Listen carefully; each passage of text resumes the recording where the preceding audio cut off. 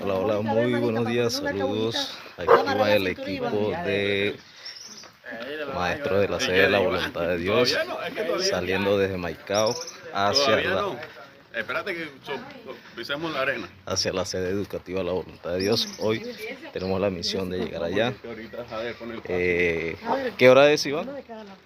5:55. 5:55. Vamos a tomar el tiempo. ¿Cuánto nos echamos de aquí hasta la sede educativa de la voluntad de Dios? No le cobran 8 barras por el viaje, vamos.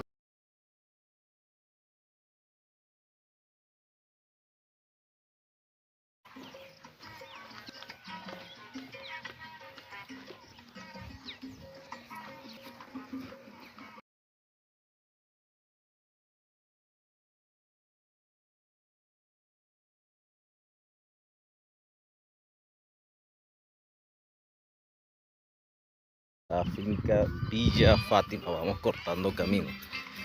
Por allá vienen los otros compañeros. Aquí está el profesor Girón, por ahí está el profe Meléndez, y por allá atrás vienen otros que vienen a paso lento. Las señoritas vienen atrás. Bueno, seguimos caminando.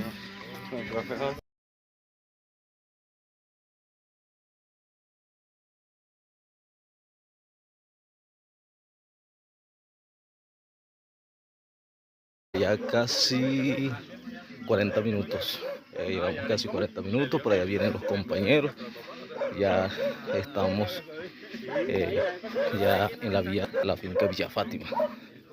Tenemos esta misión de caminar desde el casco urbano de Maicao hacia la sede educativa de la voluntad de Dios.